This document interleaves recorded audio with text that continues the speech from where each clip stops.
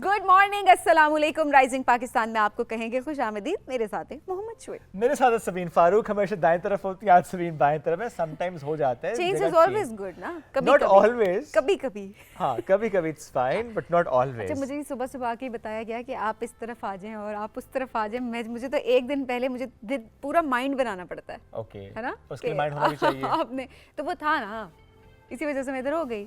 उसी टाइप पे माइंड ने काम किया ना क्विकली। कभी कभी काम करता है दिमाग, कभी कभी इस्तेमाल करने का दिल करता है और कभी कभी इस्तेमाल हो जाता है। तो मुझे लगता है इंसानी दिमाग जो है ना, वो अल्लाह ने कैपेसिटी सबको दी हुई होती है। इट्स लाइक कि हम चूज करते हैं कि हमने कहाँ पर इस्तेमाल करना है और कहाँ पर इस्तेमाल नहीं करना। तो आज आपने ये कहा कि मुझे इस्तेमाल करना है। हाँ, आज मैंने सोचा कि इस काम के लिए फिलहाल मुझे इस्तेमाल करना। नहीं, मैं ज़्यादा आपको तंग नहीं करता कि आप कहीं जी मुझे आज दाएं के बजाय बाएं खड़ा पड़े, आप घूम के आए उधर बैठ जाएं। ओके, हाँ, ये वैसे अब मैं ना मसले के हल की तरफ जाना चाहिए। There is always a solution। Manage करना चाहिए ना, बिल्कुल ऐसा ही है, बिल्कुल ऐसा ही है। और हो जाता है मैनेज आराम से। जिंदगी में सब कुछ आपको नहीं भी मिलता। आपको दाएं स्पॉट मिल तो जाता है और कभी नहीं। अगर मुझे ना भी मिलता तो आई थिंक मैं तो ठीक होती। हाँ, I would have been okay with that. Okay, आज सबीन बहुत ही इख्तिसार से काम ले रही है। मतलब मुझे ऐसे महसूस हो रहा है। हाँ, it's okay. It's fine. चलें, सवाल की तरफ आ जाऊं। माफ कर दे मुझे। नहीं, आज का जवाब पता है आपको, क्योंकि मैंने पर्चा आउट कर दिया था ना, तो सबीन को ऑलरेडी जवाब पता है, तो इसलिए मैं सवाल सबीन से करूंगा ही नहीं, बिकॉज़ आई नो कि उसको जवाब पता है, और जब मुझे मालूम है कि उसको पता है तो मैं नहीं पूछूंगा उससे। सो ऑडियंस से सवाल है। सवाल सादा ये, जिसको मुझे पता है तर्जुमानी सबीन कर देंगी ऑडियंस की। बताएं। सवाल ये है कि दीवारे चीन, जिससे मुताल्लिक ऑलमोस्ट पूरी दुनिया ही जानती है, दीवारे चीन से मुताल्लिक, उसकी हिस्ट्री से मुताल्लिक भी काफ़ी लोग ज़्यादा जानते हैं। कोई चाइना जाए तो उसकी ख्वाहिश कोशिश होती है कि वहाँ पे जाए, ज़रूर उसको विज़िट करे, पिक्चर्स ले। बट दीवारे सिंध, इससे मुतालिक बहुत कम लोग जानते हैं। जिन्होंने विज़िट किया है वो जानते हैं, जिन्होंने कोई वीडियो देख लिया वो जानते हैं, पढ़ लिया तो जानते हैं, बट स्टिल बहुत कम लोग जानते हैं। अच्छा, पाकिस्तान में तो फिर कुछ लोग जानते हैं, सिंध में रहने वाले कुछ लोग जानते हैं, बट इंटरनेशनली उसकी अगर मैं इंपॉर्टेंस की बात करूँ तो इंटरनेशनल लोगों को इतना नहीं पता, चूँकि हमने उसको इतना ज़्यादा शोकेस नहीं किया। तो सबीन से मेरा क्वेश्चन है, तो क्या आप दीवारे सिंध गई हुई है या नहीं गई हुई? मैं कभी गई नहीं हूँ, but everybody knows. Not everybody knows, most of the people know. अभी सबीन को मैं देता हूँ कैमरा और माइक और कहूँगा जाके बाहर ना, जाके पूछ के 10 लोगों से, तो एक ने भी कह दिया ना। चले सिंध वालों को, बाकी को ना पता, सिंध वालों को तो पता ही होगा। नहीं, मैं कई साल सिंध में रहा हूँ और मुझे भी बहुत अच्छे बात मालूम हुआ। पता था रनीकोट की हम बात कर रहे हैं, बेसिकली रनीकोट। और बेसिकली ये दुनिया का सबसे बड़ा किला जो है वो इसको माना जाता है, एंड ऑब्वियसली इसकी एक अपनी सिग्निफिकेंस है। और हिस्टोरिकल जब प्लेसेस की हम बात कर रहे होते हैं तो ये एक मस्ट विजिट होता है। मैं कभी गई नहीं हूँ, बट ऑब्वियसली जो इमेजेस वगैरह देखे और उस पर्सपेक्टिव से अगर आप देखें तो मतलब I would love to visit. अच्छा, ये सिंध में कहाँ पर है? मुझे क्या पता कहाँ पे है। सिंध में नहीं है? सिंध में ही है। हाँ, तो फिर मैं यही तो कह रही हूँ ना, मुझे नहीं पता, मैं नहीं गई कभी। अच्छा, मुझे मौका मिला 2 बार जाने का यहाँ पे सभी, नो डाउट बड़े खूबसूरत, बड़ी प्यारी जगह है। तो वन मस्ट गो अगर आपका उस तरफ ट्रैवल हो रहा है तो। जैसे फॉर एग्जांपल अगर आप बाय रोड जा रहे हैं टुवर्ड्स कराची, तो फिर आपको रास्ते में जामशोर के करीब सन का इलाका है, जहाँ से इसका कह सकते हैं एक्सेस पॉइंट है। ये तो 4 एक्सेस पॉइंट्स हैं इसके, जिसमें एक सन की तरफ से जो रास्ता है उसे दीवारे सन भी कहते हैं, उस तरफ से आप दीवारे सन के बजाय आप दरवाज़ा कह लें उसको, कि वो दरवाज़ा उसकी एंट्री पॉइंट है। इस तरह 3 उसके और दरवाजे में, 3 और रास्ते भी हैं। अच्छा, अब इसमें 2 किले हैं छोटे छोटे ना, एक है मिरी फोर्ट और एक है शेरगढ़। जो इस किले में जो नीचे वाला हिस्सा है, जो वहाँ पे किला है, वो है मिरी फोर्ट, और जो ऊपर की तरफ वो है शेरगढ़। अच्छा, इस कई जगह से दीवार टूट फूट का भी शिकार हुई है, बट कुछ जगह से बड़ी ज़बरदस्त उसकी दीवार है। अच्छा, बीच में कुछ स्पॉट्स ऐसे हैं सबीन के, अगर आप वहाँ पे खड़े हों तो ऐसे कंस्ट्रक्ट हुई हुई है कि हवा बहुत तेज़ी से वहाँ से गुजरती महसूस होती है, क्योंकि वो सारी फील होती है, बिकॉज वो हर तरफ से हवा आती है, क्रॉस होती है, तो आपको बाकायदा फील होता है कि अच्छा हवा का झोंका है। एब्सोल्युटली। प्लस वहाँ पर एक नदी सी बह रही है, और सभी उस नदी में जो मछलियाँ हैं वो ख़ास किस्म की मछलियाँ हैं। अगर आप उस पानी में जाएं, कुछ देर बैठे हैं, तो आपके अगर फॉर एग्जांपल बेयर फुट आप बैठे हुए हैं, तो जो स्पेशल मछली नहीं होती जो आजकल एक्वेरियम्स में भी आई है, जो कि आपकी डेड स्किन को रिमूव करती है, यस, वो डेड स्किन को जो रिमूव करती है, वो मछलियाँ वहाँ पर। अच्छा, तो मतलब लोग फिर पाँव उस नदी में डाल के बैठ जाते होंगे, एंड देन आपकी वो डेड स्किन वो सारी मछलियाँ खा रही होंगी। तो आपको किसी सैलून जाने की जरूरत नहीं है, अपने हिस्टोरिकल प्लेसेस आपकी आपका पाकिस्तान इतना खूबसूरत है कि आप नेचुरली इन जगहों पर जाकर आप ये तमाम चीज़ें जो है वो अवेल कर सकते हैं, आप इसको इंजॉय कर सकते हैं। वैसे मैं जो जितनी चीज़ें आपने मुझे बताई है ना, मेरा बड़ा दिल करे कि हम जाएँ राइजिंग पाकिस्तान फ्रॉम दीवारे सिंध। फ्रॉम दीवारे सिंध हम एक स्पेशल जो है ना ये एक एपिसोड यहाँ से करें। हम रोजाना की बुनियाद पर प्लान ही कर रहे हैं, फिलहाल एग्जीक्यूशन की तरफ नहीं बढ़ पाए। I think we should execute. बीज बोना इंपॉर्टेंट है ना, फिर पौधा उग जाता है खुद ब खुद। नहीं, इंशाल्लाह हम जरूर जाएंगे और वहाँ से आपके साथ शेयर करेंगे वहाँ का माहौल, वहाँ की वाइब। लेकिन हमारे कुछ विजुअल्स हैं बहुत ही खूबसूरत, वो आपको हम जरा डिटेल से दिखाते हैं। दीवारे सिंध कितना खूबसूरत मंजर होता है वहाँ का।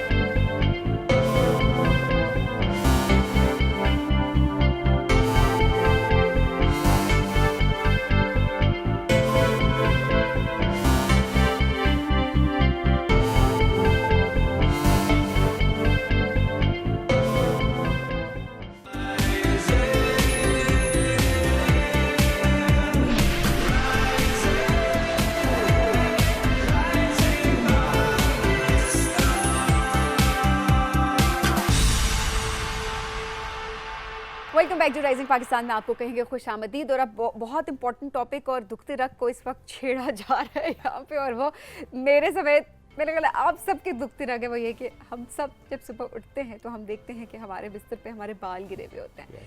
आप लिटरली कहीं पर अगर वाइट टाइल्स होती हैं, आप कहीं पर बैठते हैं उस जगह पर, एंड देन थोड़ी देर के बाद आप देखते हैं आपका कोई ना कोई बाल जो है वो वहाँ पर आपको नज़र ज़रूर आएगा। सो मेरा ख्याल है ये जो एक टेंशन है ना आजकल की कि जो आपके बाल गिर रहे हैं, इसके बारे में डिस्कशन बहुत इंपॉर्टेंट है। लेकिन साथ ही साथ जो है मुझे भी तसल्ली दी गई है कि ऐसे बहुत सारे ट्रीटमेंट्स आ चुके हैं जिससे आपके बाल अगर गिर चुके हैं तो आपके बाल वापस आ जाते हैं। लेकिन क्वेश्चन है कि क्या सभी की एज में वो करवा लेना चाहिए, उस तरीके इलाज की तरफ जाना चाहिए कि नहीं जाना चाहिए? बिकॉज़ कुछ चीजें एज स्पेसिफिक भी होती हैं, समटाइम्स काम नहीं करती हैं। हो सकता है अंडर 25 ना करवा सकते हो या अंडर 30, सो ये थोड़ा सा एक इशू होता है। 35 प्लस आप करवा सकते हैं, नहीं करवा सकते। बट जिनके कंप्लीटली चले गए हैं फ्रंट से या यहाँ से कंप्लीटली चले गए हैं, कंप्लीटली तो नहीं गए, और उनको कलर स्प्रे यूज करना पड़ता है।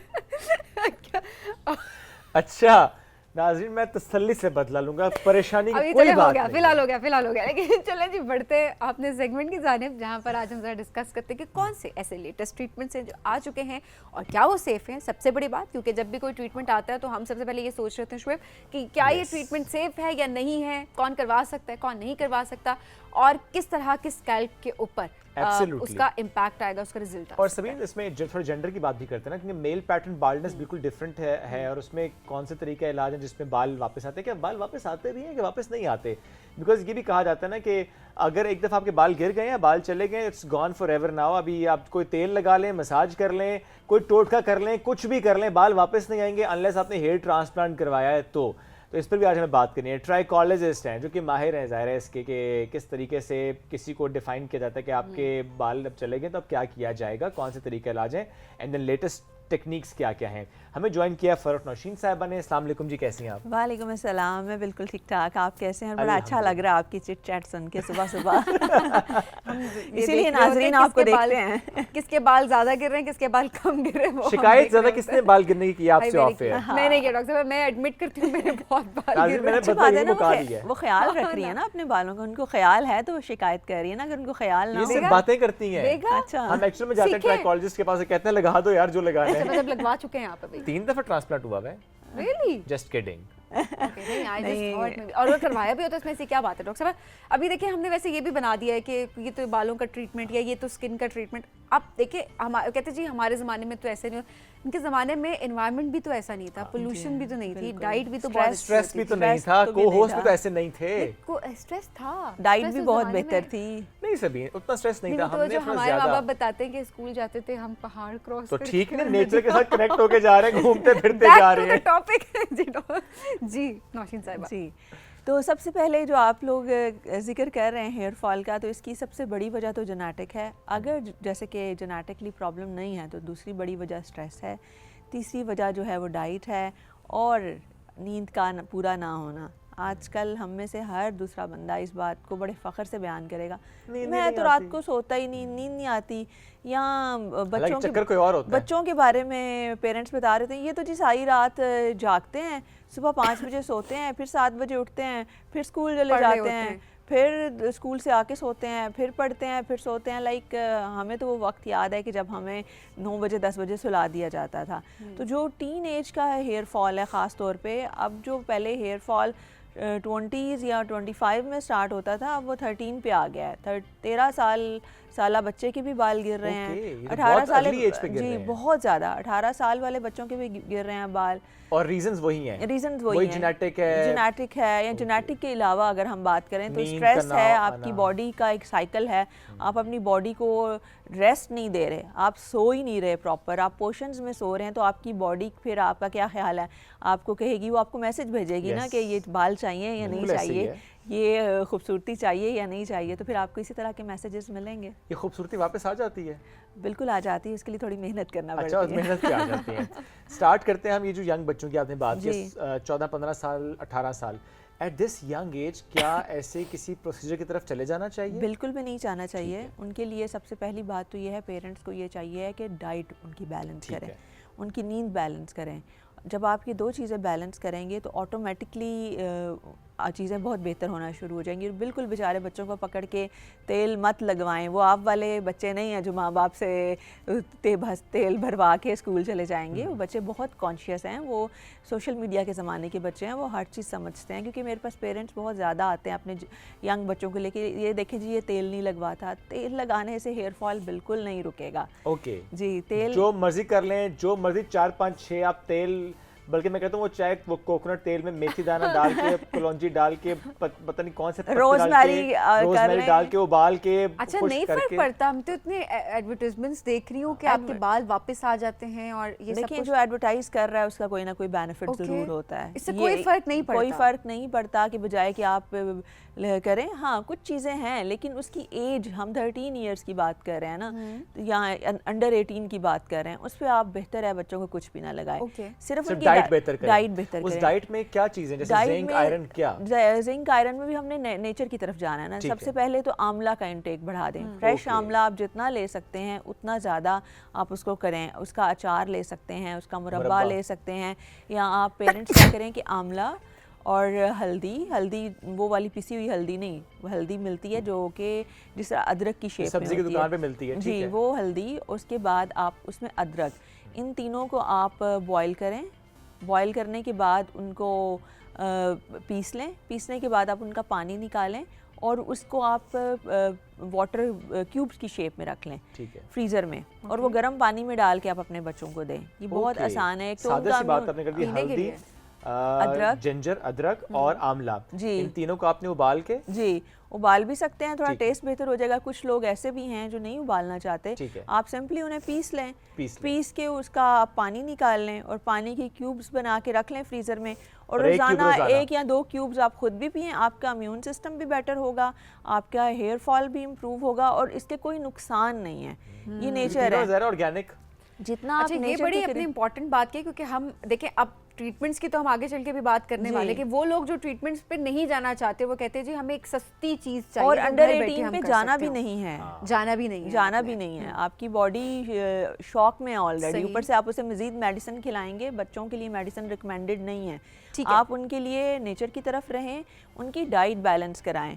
अभी आजकल आप देख लें हर बच्चा सुबह नाश्ते से लेकर रात तक बर्गर खा रहा होता है। बच्चों के लिए डाइट सप्लीमेंट्स सबसे बेहतरीन चीज़ यही है कि आप बैलेंस डाइट दें, हर चीज़ दें। ठीक है, नींद बेहतर करें बच्चे, टाइम पे सोएं, जागें। उसके अलावा अपनी रूटीन जैसे आपकी बेहतर होगी सो ऑब्वियसली आपके सारे मसाइल जो हैं वो ख़त्म हो जाएंगे। अब ज़रा हम 18+ की बात करते हैं कि किस तरह से उनका, और फिर ज़रा मैं चाहूँगी कि ज़रा 25 तक जब पहुँचती हैं ख़वातीन या लड़कों की बात भी की जाए, सो तब भी कहा जाता है कि उनके बाल तब ज़्यादा झड़ना शुरू हो जाते हैं। नॉर्मली 25 तक तो आजकल लोगों के झड़ चुके होते हैं, ऐसे भी हमारे पास आते हैं। 25 के बाद मेरे तो 25 के बाद ऐसे गिरना शुरू हुए कि अब तो मैं परेशान। मेरे 25 से पहले गिर गए हैं। हाँ, नहीं आपके बाल इतने अच्छे और खूबसूरत बाल हैं, कहाँ से गिरे हुए लग रहे हैं? ये तो आपके बहुत ज्यादा थे बाल, नहीं इससे ट्रिपल थे। नहीं बिल्कुल भी नहीं। देखिए जो 18+ हैं उनके लिए तो आसान चीज़ है कि वो सप्लीमेंट ले सकते हैं, बायोटिन, जिंक, कोलेजन, कोई भी अच्छा हेयर सप्लीमेंट बहुत सारे मार्केट में अवेलेबल हैं। जो आपको ठीक लगता है आप उसको ले लीजिए। साथ में आप भी अपनी डाइट बेहतर करें, और वो PRP ट्रीटमेंट और एक और ट्रीटमेंट है जो कि एक्सोसोम्स हैं, वो लेटेस्ट ट्रीटमेंट है, अवेलेबल भी है पाकिस्तान में। वो रिसेप्टर्स होते हैं जो हम आपकी स्कैल्प में एनेस्थीसिया देने के बाद इंजेक्ट कर देते हैं, जिसका बेनिफिट ये होता है कि जो आपका बाल गिर रहा होता है उसका साइकिल प्रोलॉन्ग हो जाता है, रीग्रोथ इंप्रूव हो जाती है। लेकिन वो भी कंटिन्यू ट्रीटमेंट है, ये नहीं है कि आपने एक दफ़ा करवाया तो आपके लिए आपकी ज़िंदगी भर के मसाइल हल हो जाएंगे। आपको फिर रेगुलर रहना पड़ता है, इंटरवल है 1 ईयर ऑलमोस्ट, 1 साल बाद दोबारा कराना पड़ेगा जी। एक्सोसोम्स क्या होते हैं? बेसिकली आप इसको आसान ज़बान में समझाएं, जो अमेरिकन्स हैं दे आर वर्किंग कि वो हमेशा ज़िंदा रहने की रिसर्च पे काम कर रहे हैं।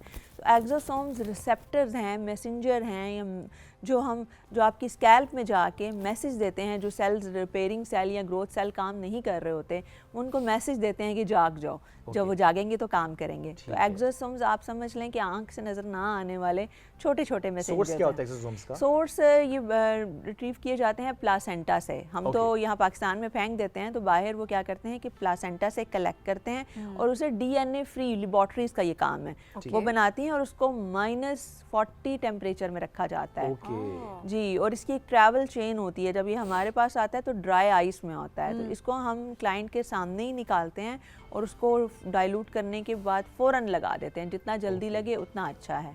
अच्छा, तो ये इतना एक सेंसिटिव होता है कि लेकर आना ताकि ख़राब ना हो, और -40 जो आपने बताया, इसी वजह से इट्स क्वाइट एक्सपेंसिव। और इसमें 2 कैटेगरीज आती हैं, एक आता है ड्राई पाउडर और एक आता है फ्रोज़न एक्सोसोम्स। तो ड्राई पाउडर्स का इतना ख़ास रिजल्ट्स नहीं है वो, लेकिन चीप है तो कुछ लोग उस पर चले जाते हैं। तो मैं आपको ये रिकमेंड करूँगी कि आप सस्ते के चक्कर में ना पड़ें, अगर करवाना है तो फ्रोज़न एक्सोसोम्स करवाएं। ठीक है, तो ये इम्पॉर्टेंट है कि आप करें। अच्छा, स्टेम सेल की अगर बात करें, वो बहुत सारे लोगों के बड़ा अच्छा रिजल्ट मैंने अपने सर्कल में भी देखा है कि विदिन 3 मंथ्स कम से कम वो एटलीस्ट ये होता है कि इम्प्रूवमेंट आ जाती है कि भर जाती है वो जगह। बेसिकली स्टेम सेल्स का जो मेन सोर्स है वो आपके फैट से मिलता है। अक्सर आपने नोटिस किया होगा जितने एथलीट्स हैं, अगर वो उनको इंजरी हो जाए तो बहुत टाइम लगता है, क्योंकि उनकी बॉडी में मसल ज़्यादा होते हैं, फ़ैट नहीं होता।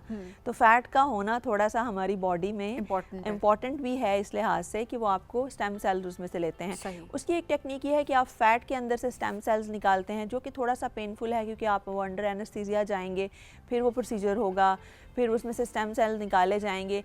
लेकिन उसमें भी पर्सन टू पर्सन वेरी करता है रिजल्ट, लाजिम नहीं है कि हर एक को एक ही जैसा रिजल्ट आए। उससे ज़्यादा सस्ता मेरे ख्याल में PRP ट्रीटमेंट है, जो कि स्टेम सेल्स के मुकाबले में ज़्यादा बेहतर रिजल्ट देता है, क्योंकि प्लाज्मा के अंदर भी स्टेम सेल्स मौजूद होते हैं। अच्छा, स्टेम सेल भी 2 तरह के नहीं होते या सिर्फ एक ही है? क्योंकि मैंने लोगों को देखा है उसमें एनेस्थीसिया ही तो नहीं होता, वो भी फ्रोजन होता है क्या? वो फ्रोजन भी आते हैं, कुछ आपकी बॉडी से भी लिए जाते हैं, लेकिन स्टेम सेल से बेहतर रिजल्ट्स जो हैं वो PRP के हैं और वो प्राइस वाइज बहुत चीपर है। तो हमारा मकसद यहाँ यही है कि हम लोगों की हेल्प कर सकें। बिल्कुल ऐसे ही है, आप बजाय कि हल भी हो जाए और आसानी के साथ हो जाए, जेब पे बहुत भारी भी ना पड़े। जी, तो सब उससे स्टेम सेल पे पैसे खर्च करने की बजाय आप पैसे खर्च करें PRP पे, जो कि बहुत चीपर है और बहुत आसान है और उसका रिजल्ट भी अच्छा है। अगर आपके पास बहुत ही पैसे तो फिर आप एक्सोसोम पे चले जाएं। जी बिल्कुल, हर साल बाद दोबारा सेलिब्रिटी ट्रीटमेंट कहते हैं, जितने दुनिया भर के बड़े सेलिब्रिटीज हैं वो एक्सोसोम्स कराते हैं। ये जो हम कहते हैं ना, उसके बाल देखे हैं कितने अच्छे थे, वो एक्टर को आप 4 साल से एक्सोसोम्स लगवा रहा है। जी बिल्कुल ऐसे ही है, कुछ ना कुछ चल रहा होता है। मेल पैटर्न बाल्डनेस रीजन सिर्फ जेनेटिक होती है? सिर्फ जेनेटिक होती है। और कुछ लोग ऐसे भी होते हैं, वो कहते हैं जी वो तो हमारे तो फैमिली में है ही नहीं, ना हमारे वालिद को है ना हमारे मामू को है। लाजिम नहीं है कि आपके वालिद और मामू ही आपकी जेनेटिक्स हैं, आपके वालदा के मामू भी आपकी जेनेटिक्स हैं। सही बात है। तो इसमें आप खुद डिफाइन नहीं कर सकते। आपने ये देखना है कि अगर आपके बाल गिर रहे हैं और वो दिन ब दिन थिन होते जा रहे हैं, आपका स्कैल्प नज़र आ रहा है, तो इसका मतलब है कि आपको मेल पैटर्न बाल्डनेस ही है। तो उसके ऊपर सिंपली आप थोड़ा सा डीप ब्रीथ करें, पैनिक ना हो, इसको एक्सेप्ट करें। ठीक है। अगर आपको है, कुछ लोग बड़े पैनिक हो जाते हैं कि हमें क्यों मिल गई, हम इसका शिकार क्यों थे। जिनको होती है वो जब अपने आप को शीशे में देखते हैं वो काफ़ी देर उस ट्रॉमा में चले जाते हैं, डिप्रेशन में चले जाते हैं। और एक और बड़ा प्रॉब्लम ये ना कि लोग बगैर सोचे समझे ही उठ के हेयर ट्रांसप्लांट की तरफ चले जाते हैं। जब वो उठ के हेयर ट्रांसप्लांट की तरफ जाते हैं तो फिर सम टाइम लोग अच्छा काम नहीं कर रहे, कुछ बहुत अच्छा कर रहे होंगे आई एम श्योर, लेकिन कुछ लोग बहुत अच्छा काम नहीं कर रहे, उसकी वजह से उनका मसला और बिगड़ जाता है। तो पहले अपनी रिसर्च करें और बिल्कुल पैनिक ना हो। अक्सर हमारे साथ क्या होता है, हमें रात को कॉल आती है मेरे बाल गिर रहे हैं, तो सुबह ही मैं आ रहा हूँ तो आप मेरी सर्जरी कर दें। मैं उन्हें कहती हूँ कि आपने रिसर्च की है कि हम कौन है, हमारा काम कैसा है, पहले आप वो तो कर लीजिए, आपको ज़रूरत भी है या नहीं अभी ज़रूरत। तो पैनिक नहीं होना, टेक योर टाइम, सोचें। ये आपकी ज़िंदगी का बहुत सेंसिटिव मैटर है। पहले आप इसके ऊपर अच्छी तरह अपनी रिसर्च करें और फिर आप इसकी तरफ। जो रिसर्च नहीं करते, जो नहीं सोचते और बस पैनिक कर जाते हैं, कहते हैं बस इंसिस्ट करते हैं डॉक्टर को या साइकोलॉजिस्ट को जाके कि ये कर दें और वो करवा लेते हैं और कुछ सब स्टैंडर्ड सा काम हो गया, तो क्या नुकसान होते हैं, क्या नुकसान हो सकते हैं? सबसे बड़ा नुकसान तो ये है कि स्टरलाइजेशन बड़ी मैटर करती है कि आप जहाँ जा रहे हैं वो क्लिनिक काम कैसा कर रहा है, मेन चीज़ ये है। उसके बाद अगर उनकी स्टरलाइजेशन अच्छी है, आपकी हीलिंग हो गई है, तो फिर जब ग्रोथ फेज़ आता है, जब रिज़ल्ट का टाइम आता है 8 से 9 मंथ्स के बाद, हेयर लाइन अच्छी नहीं बनी, डेंसिटी वो नहीं है जो लोग चाह रहे होते हैं, या some time during the meeting time, consultation time, क्योंकि हेयर ट्रांसप्लांट इंडस्ट्री में जो काम कर रहा होता है एक्चुअली वो बिज़नेस डेस्क पे नहीं बैठ सकता। वो जो बिज़नेस डेस्क पे बैठे हुए हैं वो जस्ट क्लाइंट की हाँ में हाँ मिला देते हैं।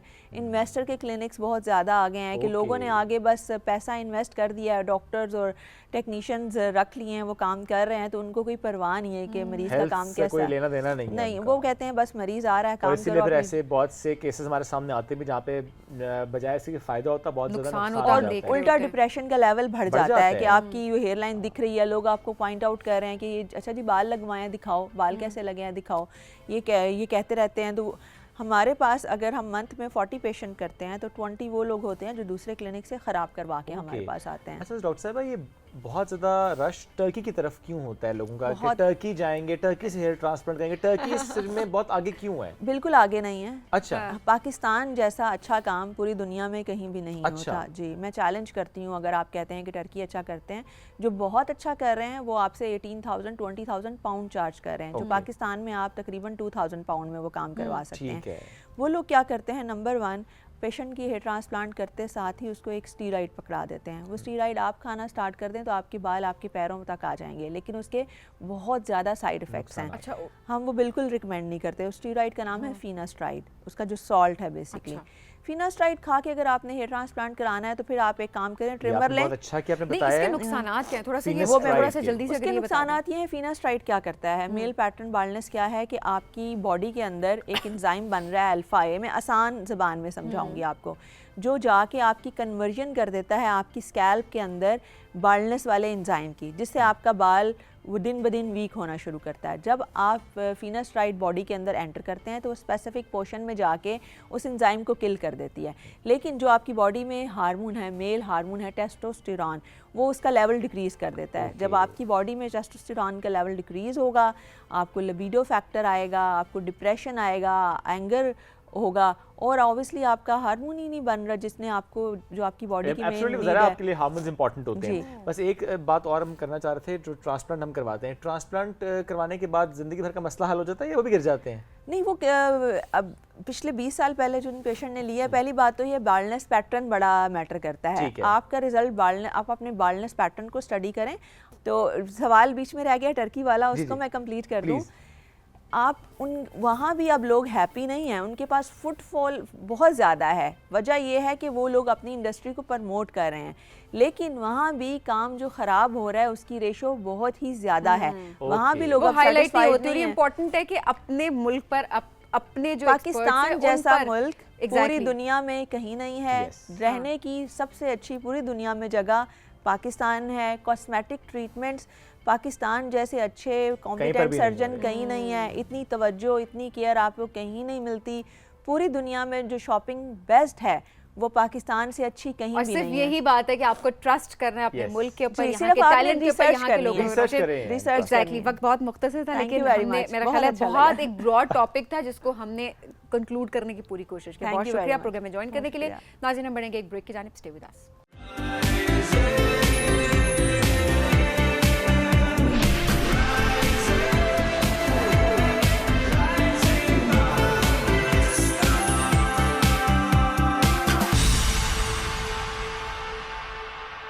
Welcome back. एक बार फिर कहेंगे खुश आमदीद। चांद पे जाना चाहती हैं? बहुत दिल है। चांद पे जाके प्लॉट खरीदना है आपने? नहीं, 5 मरले का प्लॉट लेके घर बनाना है आपने? नहीं शोएब, लोगों ने, ये तो कुछ आ रहा था ना ये कि प्लॉट खरीदने की बातें हो रही थी, प्रॉब्लली खरीदा है कुछ लोगों ने, है ना? ये जो हम खबरें भी सुन रहे थे, किसका दिल नहीं करता नई नई चीजें एक्सप्लोर करने का, नई नई जगह देखने का? और जब स्पेस की बात हो तो फिर तो क्या ही बात हो, क्या बात है। तो यानी सबीन ने चांद पे भी जाना है, सबीन के जैसे मरीख पे भी जाना है, कहीं प्लूटो तक ना टूर जाए। आप नहीं जाना चाहते क्या, बताएं? मैं थोड़ा सा डर लगता है। हाँ, डर तो मुझे भी लगता है, लेकिन मैं चाहने की बात करी हूँ, मैं जाने की बात नहीं करी। आपने कहा जाना चाहती हैं, तो हाँ, चाहत तो मेरी है, लेकिन वो पूरी होती है नहीं होती इसका कुछ कहा नहीं जा सकता। नहीं, यू नेवर नो, हो सकता है पूरी हो जाए, आप कुछ कह नहीं सकते। बहरहाल जो स्पेस का आज हमारा मौजू है, पाकिस्तान स्पेस की दुनिया में कितना आगे बढ़ा है, आज हम इस पर भी बात करेंगे। क्योंकि हम दुनिया में देख रहे हैं, एक तो ज़ाहिर एक रेस होती है ना कि US चाइना की रेस, स्पेस को भी हम देखते हैं, उसमें अरब कंट्रीज भी बहुत ज़्यादा आगे आ गए हैं।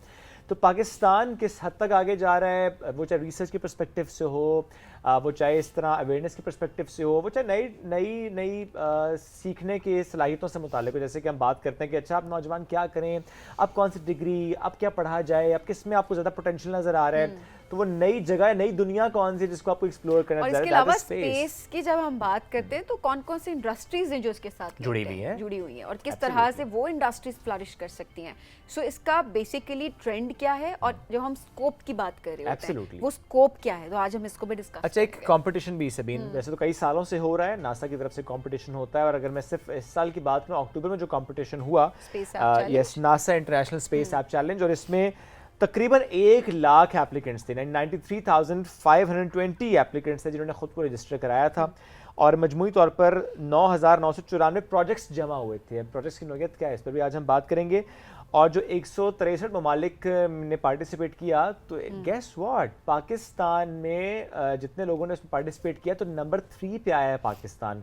कि इतना ज़्यादा इंथुजियास्टिक माहौल है यहाँ पर कि लोग इंटरेस्ट हो रहा है ना लोगों का कि लोग जा रहे हैं, और पाकिस्तान भी इसमें किसी से पीछे नहीं है। बिकॉज 1 लाख एप्लीकेंट्स का होना और उसके बाद जो प्रोजेक्ट्स आपने इतने सारे गिनाए हमें, उनका सबमिट होना, सो ये सिर्फ है कि दुनिया जो है वो आगे बढ़ी और दुनिया जो है वो स्पेस की तरफ जा रही है, पाकिस्तान भी इससे पीछे नहीं है। और जो करवा रहे हैं इस इवेंट को, जिनकी टीम करवा रही है, आज वो हमारे साथ मौजूद है। इंजीनियर है, एंटरप्रेन्योर है, पब्लिक स्पीकर है, साइंस जर्नलिस्ट है, इफ्तिखार इज़दानी साहब। अस्सलाम वालेकुम जी, कैसे हैं आप? वालेकुम सलाम, गुड टू हैव यू।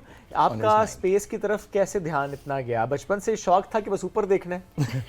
अच्छा, बचपन से बिल्कुल शौक था। शौक ये पैदा हुआ था 5th ग्रेड में, जब मेरी टीचर ने मुझे एक नील आर्मस्ट्रॉन्ग की पिक्चर दी थी और क्लास में सबको बताया, तो मुझे उससे पहले स्पेस का पता नहीं था। I was least bothered about any of that.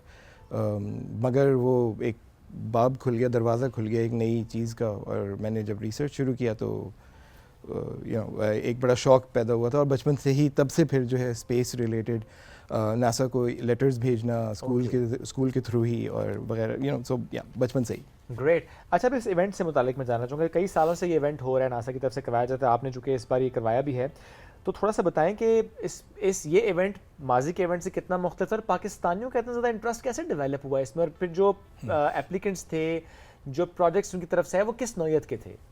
ठीक है, देखिए हम जो है, मैं और मेरी टीम जो है, हम लोग बाय द नेम ऑफ राह कमर, वी हैव बिन, हम जो है इसको तकरीबन 8 साल हो गए हैं जो ये करवा रहे हैं, और 9th ये हमारा नासा स्पेस एप्स चैलेंज। तो कोविड के दौरान हमने 2 किए थे, वो वर्चुअल थे। सो स्टार्ट में जब हमने 2017 में इसको बढ़ाने के लिए कोशिश की थी, तो उस वक्त 70 लोग सिर्फ रजिस्टर हुए थे, और सिर्फ इस्लामाबाद में।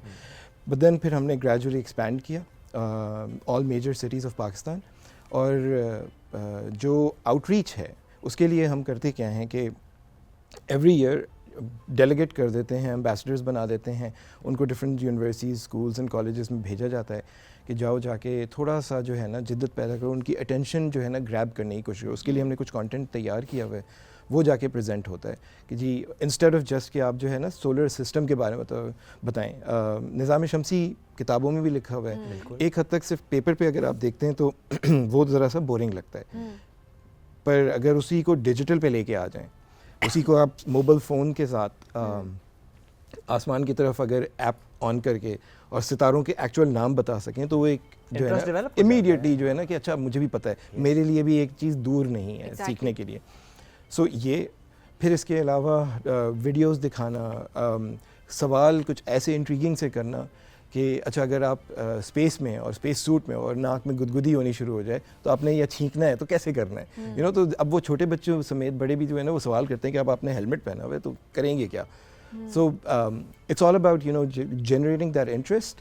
वंस वो इंटरेस्ट आ गया, उसके बाद फिर जो है ना हम फिर उनको बताते हैं कि जी स्पेस एप्स जो है एक चैलेंज होने जा रहा है। जो है एक देख रहे थे ना जिसमें वो सो के दिखा रहे थे स्पेस में कि स्पेस में सोते कैसे, कि वो एक बॉक्स था, उस बॉक्स के अंदर चले जाते हैं। सो उसमें मैंने देखा इतने कमेंट्स और इतने लोगों ने उसको शेयर किया हुआ था, मिलियंस में उसके व्यूज़ थे। तो शोज़ के अगर आप ये सिर्फ किताबों में पढ़ा रहे होते हैं और पेपर पे स्केच करके दिखाते हैं तो ऑब्वियसली इंटरेस्ट डेवलप नहीं होता। सो आपको पास से कुछ वीडियोस निकालनी है एंड ऑल दैट, ताकि आपके बच्चों का इंटरेस्ट जो है वो डेवलप हो। बिल्कुल, ख़ास तौर पे usually what we do is कि हम जब स्टार्ट करते हैं अपनी कोई ट्रेनिंग वगैरह या बच्चों को जब वर्कशॉप सेमिनार्स करा रहे होते हैं तो हम उनको कह देते हैं वेलकम डियर एस्ट्रोनॉट्स। तो वो सारी शक्लें देख रहे होते हैं कि एस्ट्रोनॉट हमें क्यों पुकार रहे हैं। तो अब एस्ट्रोनॉट हम क्यों नहीं हैं, तो ये हमारा एक वो बड़ा सिंपल सा है कि अगर कुराए अर्ज़ जो है, ज़मीन जो है, अगर वो स्पेस में सूरज के अराउंड रोटेट कर रहे हैं, ऑर्बिट कर रहा है, तो अर्थ इटसेल्फ एक स्पेसशिप है एंड वी आर एस्ट्रोनॉट्स। तो अब वो देन वो फिर वो दे स्टार्ट टेकिंग प्राइड कि अच्छा ठीक है हम भी एस्ट्रोनॉट हैं, ठीक है ये तो ठीक हो गया। इंटरेस्टिंग। वैसे पाकिस्तान में इंटरेस्ट आप देख किस तरह रहे हैं? अब जिस तरह से हमने देखा कि इससे पहले भी अचीवमेंट्स हमने स्पेस के पर्सपेक्टिव से भी देख लिए हैं, so how do you see this? Rising Pakistan की तरह you know space is rising, attention is rising, interest is rising. और स्पेस क्योंकि मल्टी डिसिप्लिनरी सेक्टर है, ये नहीं है कि सिर्फ आप इंजीनियरिंग कर रहे हैं या स्पेस साइंस पढ़ रहे हैं तो वो आपका एक डोमेन बन गया।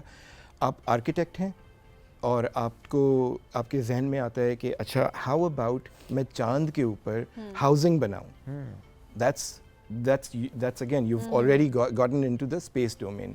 इसी तरीके से चांद पे रह रहे हैं या मार्स पे, मरीख पे रह रहे हैं और वहाँ पर आपने लिबास कैसे पहनना है, आपने वहाँ पर सोशल सेक्टर कैसे सोशलाइज कैसे करना है, राइट, इंटरनेट कैसे होगा वहाँ पर मौजूद, ये सारे बहुत सारे सवाल आते हैं। फार्मिंग कैसे होगी कैटेगोरिकली, फूड कैसे जाएगा, फिशिंग कैसे होगी, I mean so literally life को ज़मीन से चांद पे लेके जाना या चांद और आगे मरीख पे लेके जाना, it's the whole thing, it's whole humanity, space all together. So it's not a small thing.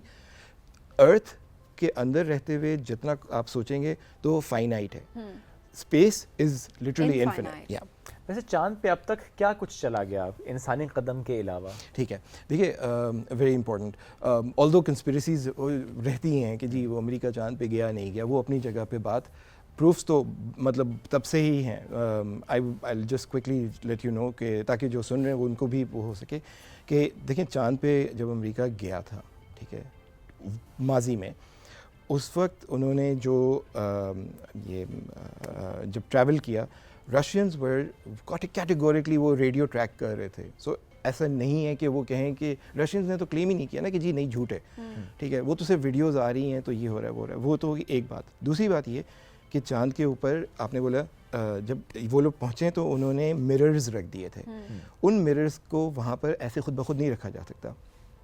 आप ज़मीन से लेज़र मारें उस मिरर पे, it reflects back, that's another proof. That's a proof. That's another proof. फिर इसके अलावा जब वो वहाँ पर मौजूद थे, वहाँ से वो रेगुलस स्टोन्स रॉक्स लेके ज़मीन पर आए, डिफरेंट स्पेस एजेंसीज़ को, डिफरेंट कंट्रीज़ को प्रोवाइड किया गया, रिसर्च हुई, उस पर कोई कैटेगोरिकली नहीं कहता कि ये चांद के रॉक्स नहीं हैं। ठीक है। सो देन रिफ्यूज तो ये तो एक अलग जी अब आते हैं कि चांद पे अपार्ट फ्रॉम दैट क्या हुआ है।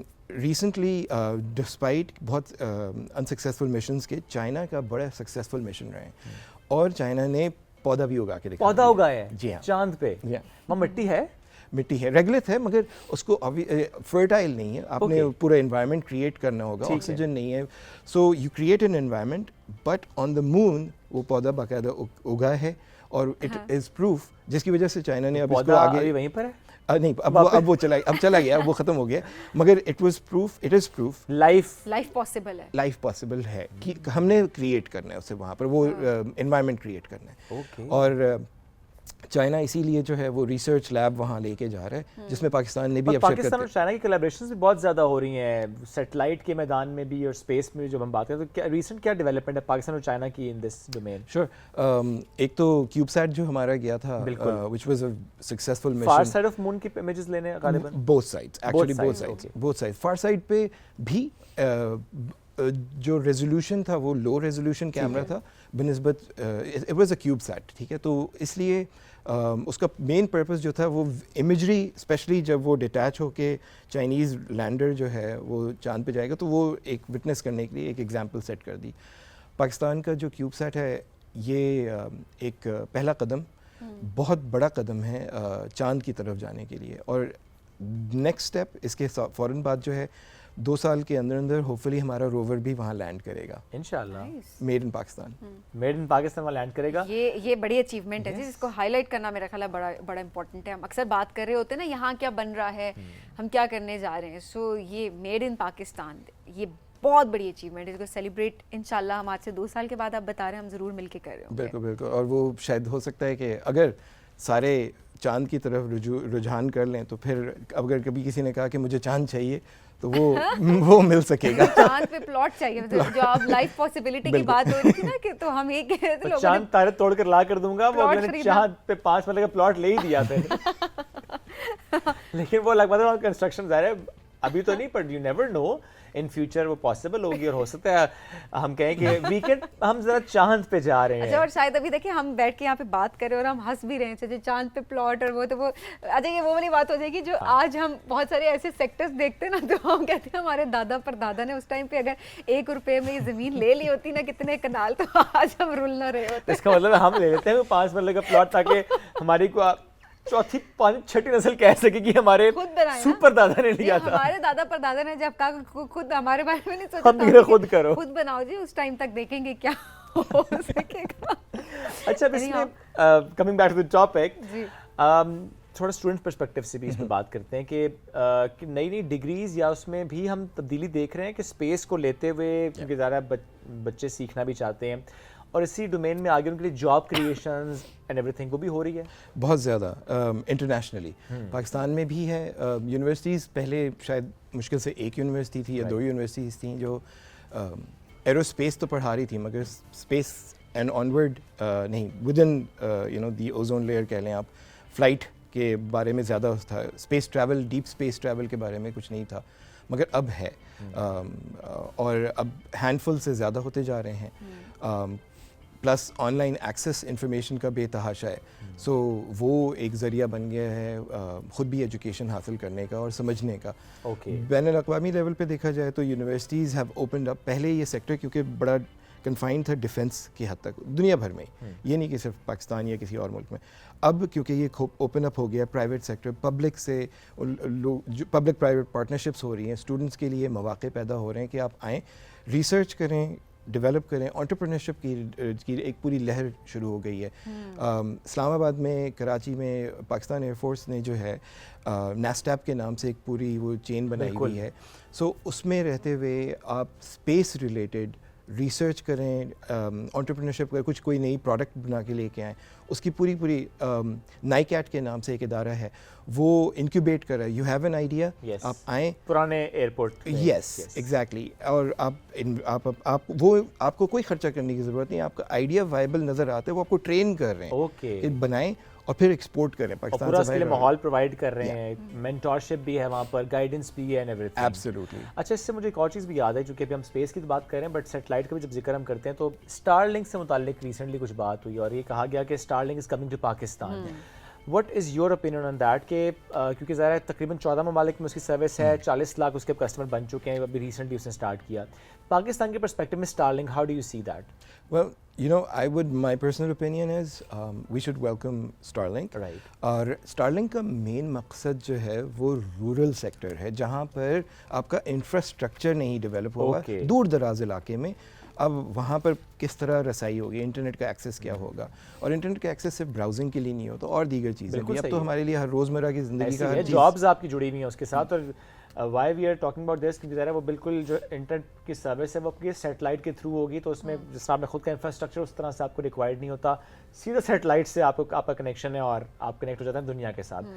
बहुत शुक्रिया सर, साथ मौजूद थे, बड़ा हम मौजूद इस पर हम गुफ्तगू कर रहे थे। हम एक ब्रेक की तरफ बढ़ना है, ब्रेक से वापस आएंगे, रहिए हमारे साथ। This is Rising Pakistan.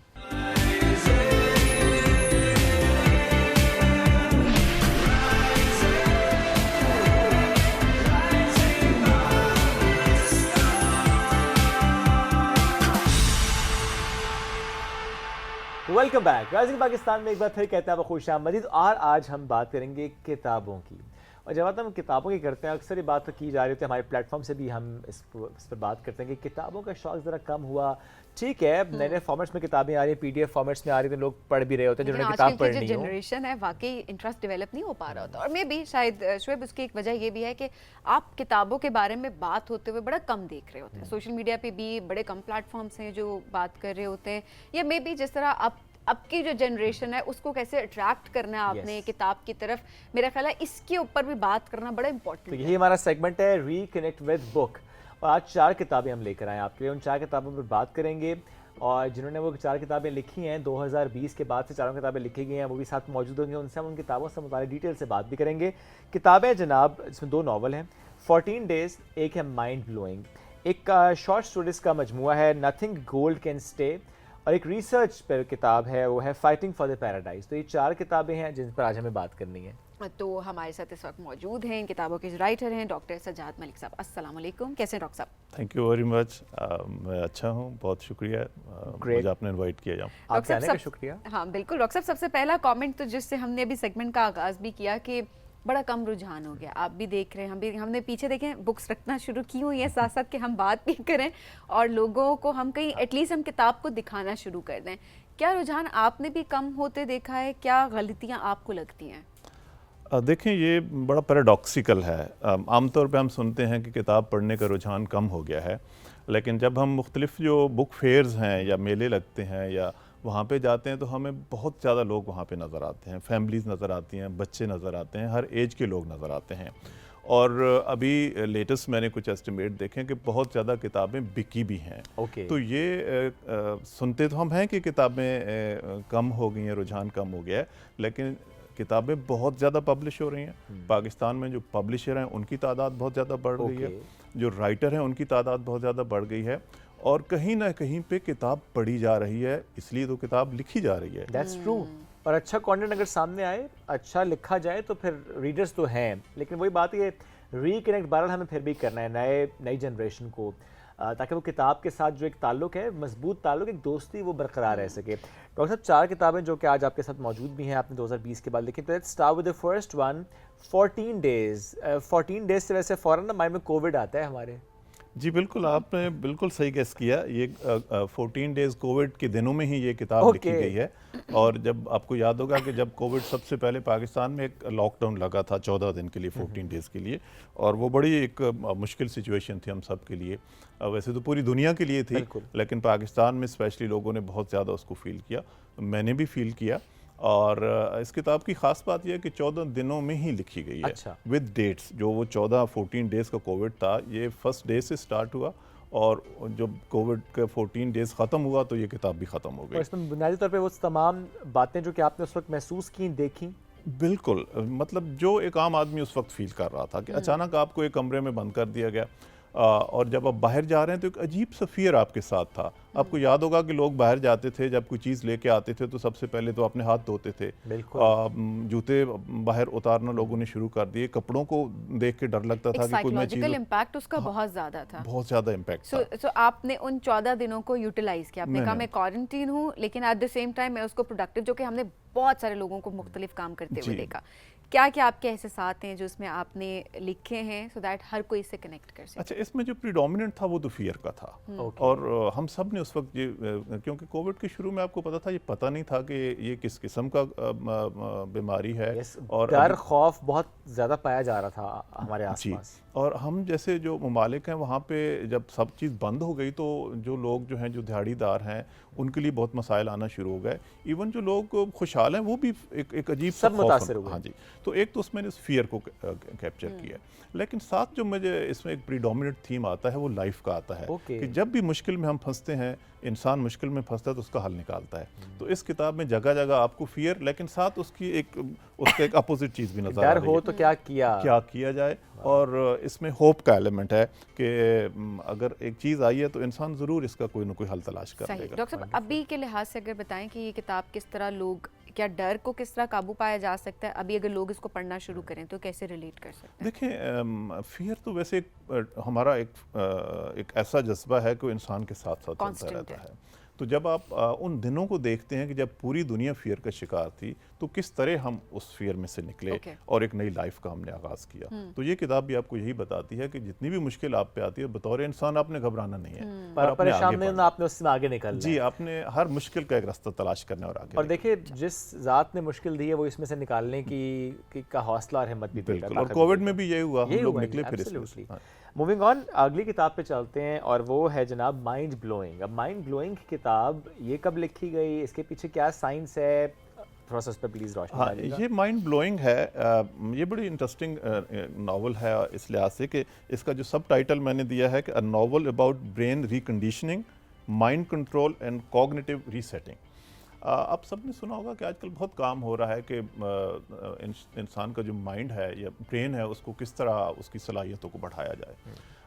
कुछ एक्सपेरिमेंट भी इस पे हो चुके हैं। ये किस्म का साइंस फिक्शन है, जिसमें एक एक्सपेरिमेंट कर रहे हैं कुछ लोग कि चिप एक इंसान के ब्रेन में उसको इंस्टॉल किया जाए और उसको इंटरफेस बनाया जाए उसका कंप्यूटर के साथ, और ताकि हम उसके अगर कोई माइंड में कोई चीज़ एंटर करना चाहते हैं, जिस तरह डेटा हम कंप्यूटर में और कुछ डिलीट करना चाहते हैं तो डिलीट भी करते हैं, और क्योंकि समटाइम्स डिलीट करना ज़्यादा इंपॉर्टेंट होता है। यही इसमें एक है कि क्या पॉसिबिलिटीज़ हैं हम में और इसके क्या क्या ख़तरात भी हैं। कि अगर ये टेक्नोलॉजी उन लोगों के हाथ में आ जाती है, ये आपके माइंड में जो कुछ है वो सबको डिलीट करके कोई नई चीज़ उसमें स्टोर कर दें, तो आप क्या बन जाएंगे। ठीक है, तो जहाँ पे पॉसिबिलिटीज़ हैं कि हम बहुत सारी बीमारियों को इसके ज़रिए कंट्रोल कर सकते हैं, बहुत सारे उन ख्यालात को जो माशरे के लिए नेगेटिव हैं, मसलन एक्सट्रीमिज़म फॉर एग्ज़ाम्पल, ये और नेगेटिव चीज़ें हैं, तो हम उनको किस तरह इंसान के दिमाग से निकाल सकते हैं। ये तो हम सबको पता है कि बेसिक जो हमारा मेन आर्गन है बॉडी का, वो ब्रेन ही है। Every part of the body is controlled by the brain. तो उसको पॉजिटिव चीज़ है, लेकिन नेगेटिव ये है कि अगर कुछ ऐसे लोग हैं या ग्रुप्स हैं जो आपकी आइडेंटिटी को ख़त्म करना चाहते हैं, तो वो ऐसे सॉफ्टवेयर भी इंस्टॉल कर सकते हैं कि आपकी सोच ही टोटल चेंज हो जाए, आपका बिलीफ सिस्टम ही टोटल चेंज हो जाए, आपके जो एक आइडिया, अपनी कौम, नज़रियात हैं आपके अपने बारे में, सारे के सारे। बात आपने की, इसके खतरात बहुत ज़्यादा हैं फिर। बिल्कुल हैं, बिल्कुल हैं। देखिए ना, एक चीज़ आपने बना दी, जिसकी ये टेक्नोलॉजी होगी, जो टेक्नोलॉजी के पीछे होगा, वो एक शख्स हो, वो एक कौम हो, नेशन कोई भी हो, वो कंट्रोल करेगी, वो डायरेक्शन देगी, वो रास्ता दिखाएगी। एग्जैक्टली। वैसे अभी भी अगर ब्रेन वॉशिंग का जो हम एक कॉन्सेप्ट देखते हैं वो इसी से प्रॉब्ली रिलेट कर रहा है? उससे रिलेट करता है, लेकिन अभी तो ब्रेन वॉशिंग देखिए एक प्रोसेस है, बड़ा लंबा प्रोसेस है। हो सकता है कि 2 साल में आप बिल्कुल चीज़ सिखाना, जिसको आप नैरेटिव आजकल कहते हैं, वो नैरेटिव बनता है नहीं बनता। ये तो बिल्कुल इन सेकंड्स है ना, ये तो सेकंड में है ना कि आपने एक चीज़ आपके दिमाग में इंस्टॉल की, उसने सारी चीज़ पिछला डेटा रिमूव कर दिया, नया इंस्टॉल कर दिया। स्केरी। यार छोटे से बच्चे में आपने कोई 80 साल के बुजुर्ग का तजुर्बा डाल दिया उसके दिमाग में। आई मीन सुन के बहुत डिफरेंट लग रहा है। I would love to read this book as well कि इसमें डॉक्टर साहब ने किस तरह से सब चीज़ों को कंपाइल किया है। अगली किताब की तरफ पढ़ते हैं और वो है जनाब short stories and that is nothing gold can stay. अच्छा थोड़ा सा पहले इस टाइटल पे बात करते हैं। ये title nothing gold can stay, इसमें ये टाइटल जो मैंने बारो किया रॉबर्ट फ्रॉस्ट से। ओके, रॉबर्ट फ्रॉस्ट बहुत अच्छा शायर है, अमेरिकन पोएट है, और उसकी एक छोटी सी पोएम है, अगर कहें तो मैं थोड़ा सा इसको पढ़ भी देता हूँ कि nothing gold can stay, nature's first green is gold, her hardest hue to hold, her early leaf is a flower but only so an hour, then leaf subsides to leaf, so Eden sank to grief, so dawn goes down to day, nothing gold can stay. तो हर अच्छी चीज़ जो है वो चली जाती है, ये इसका बनता है। और इसमें 10 शॉर्ट स्टोरीज या अफसाने हैं। ये थोड़ा नॉवल से दोनों से डिफरेंट थीम है इसमें, क्योंकि बेसिकली जो लव के लाइफ के जो बेसिक हमारे जज्बात हैं, जिसमें लव है, हेट है, फियर है, एंगर है, ये सारी चीज़ें मुख्तलिफ स्टोरीज। और ये बच्चों के लिए बहुत ज़बरदस्त होगी अगर शॉर्ट स्टोरीज हैं, उन बच्चे रिलेट कर सकते हैं, या किस एज ग्रुप को आप रिकमेंड करेंगे? कम से कम टीन एज हो, उससे कम, ठीक है, हाँ, मतलब 15 एंड अबव जो है इसको समझ भी सकेंगे। और कुछ स्टोरीज फिर फिलोसॉफिकल थोड़ी सही। और वो जो लोग जिनका अटेंशन स्पैन बेसिकली जो कम है, जो लोग कहते हैं कि जी छोटी छोटी स्टोरीज हो, बहुत लंबा उसको याद नहीं रख सकते हैं, तो उनके लिए बहुत अच्छी है। शॉर्ट स्टोरी होती उनके लिए कि जो एक सिटिंग में पढ़ी जा सके, half an hour maximum 1 hour, इससे ज़्यादा नहीं। क्या हर स्टोरी में जो इसकी पीछे साइंस है वो ऐसी है कि हर अच्छी चीज़ चली जाती है? हर स्टोरी में तो शायद आपको नजर ना आए, लेकिन जो ओवरऑल एक उसकी वाइब क्रिएट हो रही है, वो यही क्रिएट हो रही है कि किसी भी चीज़ के साथ आप ज़िंदगी भर नहीं रहते, कोई चीज़ मुस्तकिल नहीं रहती। वो जितनी भी अच्छी है, जितनी भी मेहनत से हासिल की गई है, उसका एक टाइम फ्रेम है। वो शोहरत है, वो पैसा है, इंटेलेक्ट है, कुछ भी है, वो चला जाता है। सबसे खूबसूरत चीज़ तो ज़िंदगी खुद है। ज़िंदगी खुद है, ज़िंदगी चली जाती है, वो भी चली जाती है। लेकिन ज़ाहिर है वो एक और तरफ को हम चल पड़ते हैं ना, जिंदगी तो एक पार्ट है ना। उसके बाद तो ज़ाहिर है फिर हम जो हमारा बिलीफ भी है कि हम तो आगे बढ़ते हैं, हम ये कहेंगे। अगली किताब की तरफ चलते हैं और that is about research, fighting for the paradise. This is fighting for the paradise. ये टोटली डिफरेंट है। ये मेरे जो PhD और MPhil से जो मैंने सीखा और किया उस पर बेसिकली ज़्यादा बेस करती है। आपको याद होगा कि सवात में बहुत बड़ी एक अपराइजिंग हुई थी तालिबान की 2008 के ज़माने में, और फिर बहुत मुश्किल से वहाँ से उनको निकाला गया। बहुत ग्रैंड ऑपरेशन हुआ था। हमारी आर्मी ने ऑपरेशन किया और उनको वहाँ पे पीस कायम किया।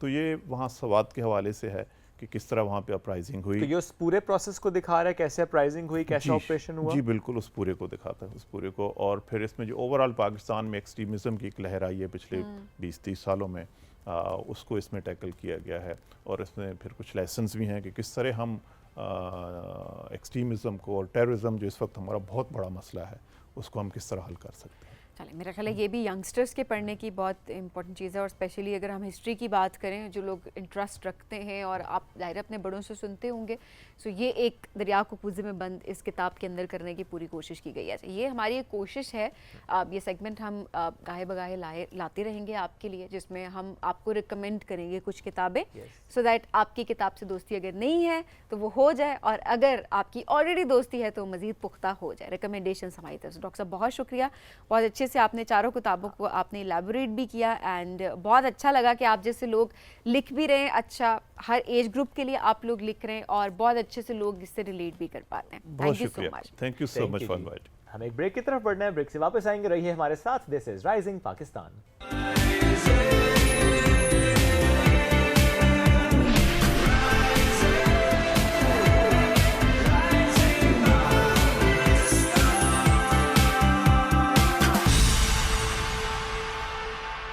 वेलकम बैक जी। राइजिंग पाकिस्तान में आपको कहेंगे खुश आमदीद। आज एक और सितारा हमारे सेट पर मौजूद है और जब इनकी बात की चमकता दमकता, और क्या आज इनकी साड़ी है, लिटरली दिल कर रहा है मैं कहूँ बस आप वापसी पर ये देती जाइएगा।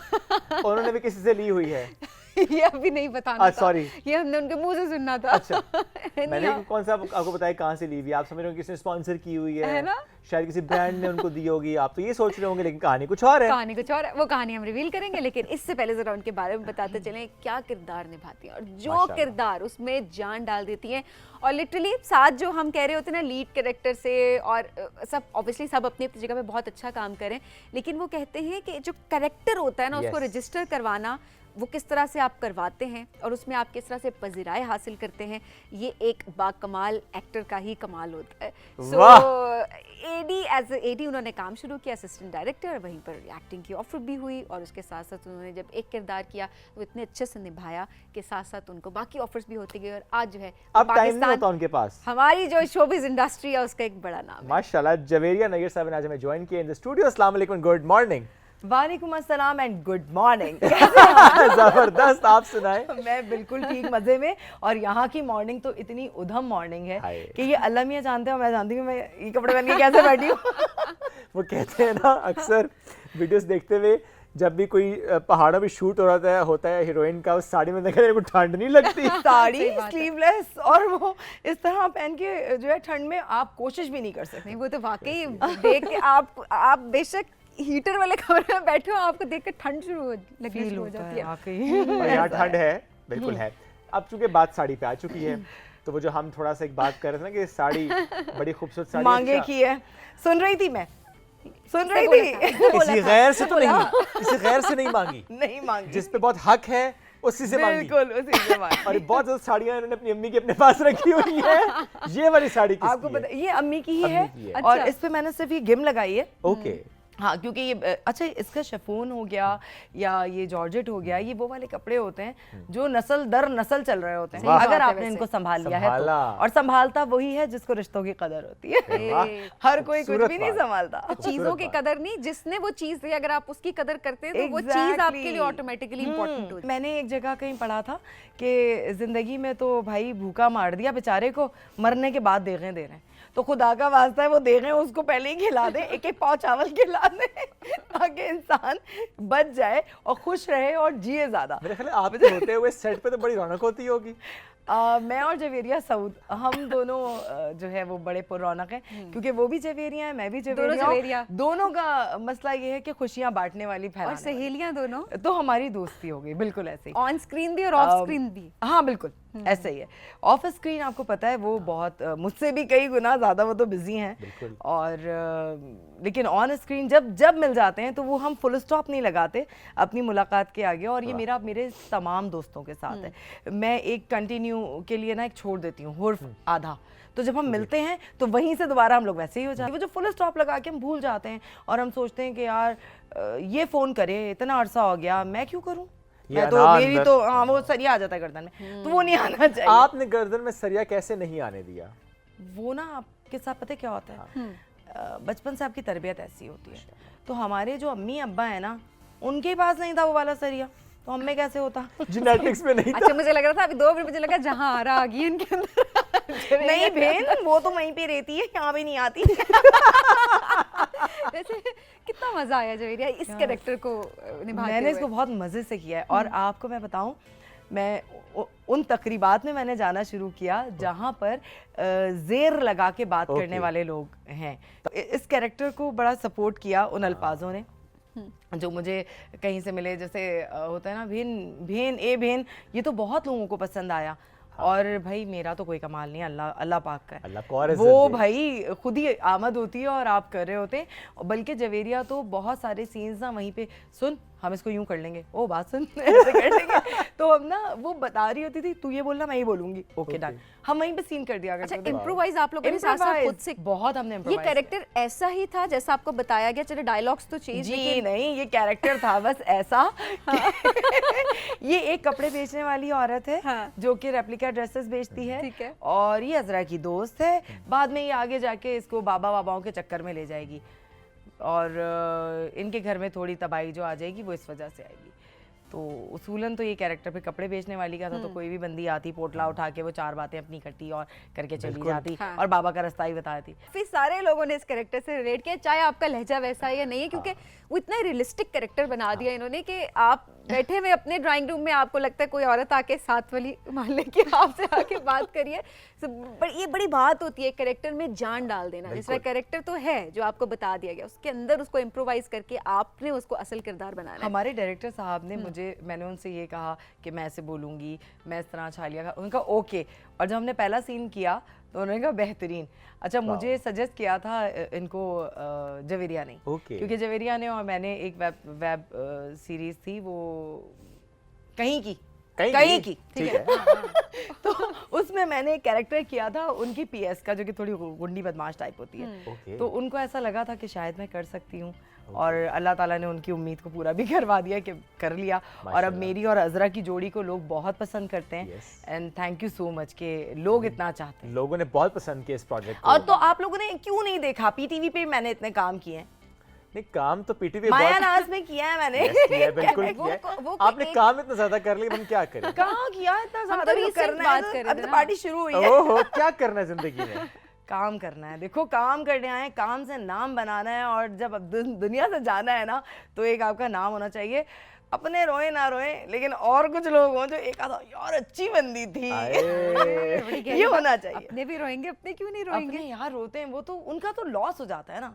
लेकिन जो आपके दोस्त है, आप सबको नहीं जानते, आप यकीन करें, मुझे सब लोग बड़ी दुआएं देते हैं, अल्हम्दुलिल्लाह, अल्लाह का बड़ा शुक्र है। लेकिन जब एक रोड पे जाती हुई खातून या कोई भाई साहब मुझे कहते हैं अल्लाह आपको बहुत तरक्की दे, आप बड़े मजे का कैरेक्टर करते हैं, ये आपने कमाया यार, ये कहाँ से आ जाती हैं दुआएं, ये कहाँ के हमें सपोर्ट करती हैं, हमें पता ही नहीं चलता। ये इज्जत है ना जो कमाई है। बहुत बहुत खतरनाक चीजों से बंदा निकल जाता है। वैसे इतनी माशाल्लाह इतनी लाइवली है, जिस तरह सेट पे भी शोएब ने बात की कि जाती होंगी तो 4 चांद लगा देती होंगी, असल जिंदगी में भी संजीदा शख्सियत या फिर जस्ट कैमरा ऑन हुआ है अभी जिस तरह से, तो बस अभी शायद हम लोगों ने नाश्ता साथ किया था। नाश्ते में भी आप ऐसी वाइब्रेंट, तो मैं ऐसी हूँ। अब पता नहीं, हजम नहीं होती मैं लोगों को। वाकई नहीं होती ना। क्यों? पता नहीं क्यों। फिर वो मजे से बातें होते तो लोग कर रहे होते हैं और एंजॉय भी करते हैं, लेकिन फिर फौरन ना थोड़ा इधर उधर, यार ये कितनी बातें करती है। रियली ऐसे होते हैं लोग बहुत सारे। अच्छा ऐसा हुआ कभी सेट पे भी, ओवरऑल भी अक्सर होता है ना, कुछ लोग आपके सामने बैठ के पता होता है कि अच्छा आपकी ऐसी तारीफ कर रहे हैं, और अक्सर साइड पे पीछे जाके बात करिए अल्लाह कितनी बातें करती है। यार हमने अभी सबसे जो मैंने बड़ी कास्ट के साथ काम किया वो ये बेबी बाजी में, तो एक और भी है, वो भी अभी ऑन एयर होने वाला है कहीं से। तो तो वो जो है यार, ये लोग बड़े कोई अच्छे लोग हैं। इन लोगों के अंदर ऐसी चीज़ नहीं है, इतनी तारीफ आपको मैं बताऊं। मेरे लिए बड़े ऑनर की बात थी जब सऊद भाई उठ के आए और मैं बैठी हुई थी सामने सोफे पे, उसी रूम में से उठ के आए, कह रहे आपका काम बहुत अच्छा आ रहा है, आपको पता है आपने बड़ा अपने कैरेक्टर को ग्रिप करके रखा है। माशाल्लाह। जवेरिया और मैं ये बात कर रहे थे तो उन्होंने कहा मुझे कि हाँ वाकई अच्छा करिए, ये बहुत बड़ी बात है, हमारे सीनियर हैं और क्या कहा जाए, अल्फाज मेरे पास बहुत सारे नहीं हैं, काबिले इज्जत एहतराम लोग हैं। और हसन भाई ने, जो कि सुनीता मार्शल के हस्बैंड हैं, उन्होंने मेरे काम की तारीफ की। फिर बाकी तो पब्लिक बता रही है, पब्लिक बता रही है, सोशल मीडिया भरा पड़ा है, जहां बहुत पसंद आई है। भेन ना करो ऐसी बातें, मैं फिर रूठ जाऊंगी। मैं मना लूंगा। यहाँ से बोलो, यहाँ से। ये नहीं मैं बोल रही हूँ ना तुम्हारे को, है ये बोलना मुश्किल है। बॉडी लैंग्वेज भी आप ही कर सकती है। नहीं, हमारा काम ही नहीं, हमसे नहीं होता। नहीं acting is such a difficult thing to do, I must say that. और पता है एक्टिंग से ज्यादा वॉइस ओवर मुश्किल है। और आप तो वॉइस ओवर आर्टिस्ट है माशाल्लाह। वॉइस ओवर मुझे लगता है मैं वॉइस ओवर में डे बाय डे सीख ही रही होती हूँ। आपने अर्तुरुल में भी किया और उसके अलावा कई प्रोजेक्ट्स में आपने किया। अर्तुरुल में किया, और उनका तो बता सकते हैं ना नाम, चैनल नहीं बताऊंगी। बता दें। ओके बताएं। वो कौन सा है अभी, एक मेहमत कहीं से चलेगा, बिल्कुल ठीक है, तो उसमें हूँ। और उसमें एक वो है कोई क्रिश्चियन मलका है उसका कैरेक्टर, क्योंकि मेरी आवाज जो है ना वो कुछ मलकाओं जैसी मेरी आवाज, मलका है, वो थोड़ी बड़ी उम्र की है। और एक और कर रही हूँ, कर चुकी हूँ, वो भी चल चुका है, सलाउद्दीन। ओके, वो भी कर लिया। तो बड़े बड़े प्रोजेक्ट्स, ये बड़े बड़े में हम छोटे को काम मिल गया, अल्लाह का शुक्र। तो लोगों को पता नहीं चलता कि आवाज किसकी है।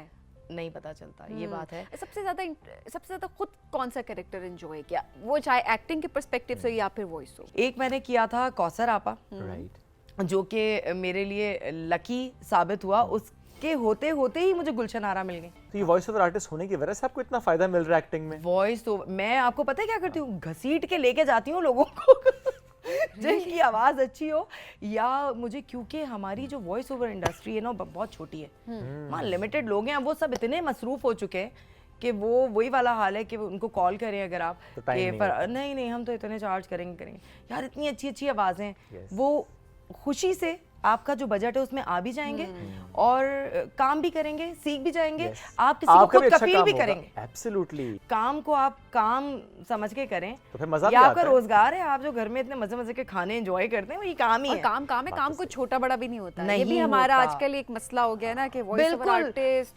आर्टिस्ट कहते हैं मेड का कैरेक्टर नहीं करना, मेरा भी यही था पहले ना कि मैं मेड का कैरेक्टर तो भाई नहीं करूंगी। लोग कहते हैं कि आपको सिर्फ लिंक्स की बेस पे काम मिलता है या likes and followers likes and social media ये तो फॉलोअर्स। बहुत ही मुश्किल काम हो गया है भाई।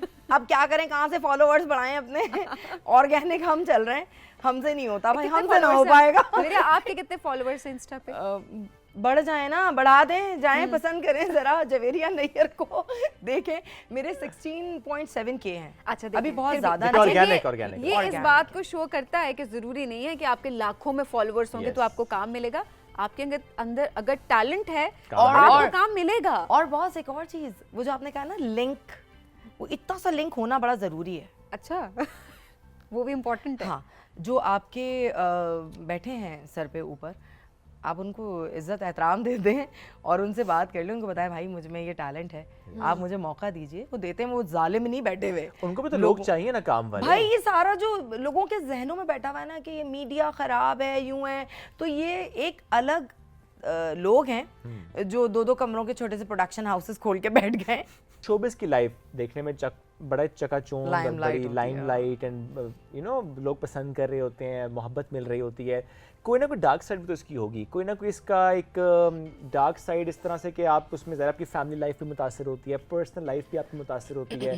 समटाइम्स आपको लगता भी, कुछ आर्टिस्ट का हमने देखा भी कि जब बुढ़ापे में जाके स्पेशली वो कहते हैं कि हमारा सहारा अब कोई नहीं है, हमारे आसपास कोई नहीं है, सपोर्ट कोई नहीं है, हम अकेले रह गए, हम तन्हा हो गए हैं। सो मैं इस पर्सपेक्टिव में सवाल करूँ कि क्या डार्क साइड आपको नज़र आती है शोबिस की? हाय, है तो ये बड़ी लाइमलाइट वाली लाइफ, बहुत अच्छा शोहरत आपको मिलती है, आप बड़ा एंजॉय करते हैं। वो कहते हैं ना, चढ़ते सूरज की सब पूजा करते हैं। तो वो जो चढ़ रहा है ना जब सूरज और लोग पूजा कर रहे हैं, उस वक्त कोई अच्छे ताल्लुक बना लो, अच्छे रिश्ते बना लो और जिनको लेके चल सको। ऐसा नहीं कि वो वक्ती तौर पे बना लिया, अपने मतलब से बना लिया। चेक एंड बैलेंस रखना चाहिए रिश्तों का, ताल्लुकात का। तो आप अकेले नहीं रहते, एटलीस्ट अकेले नहीं मरते, ये बात संभाल लेते हैं लोग। और जिंदगी में जो गिर रहा हो ना, हमेशा अपने अच्छे वक्त में गिरते हुए को संभालने की आपके अंदर जज्बा होना चाहिए। एब्सोल्युटली, ठीक है।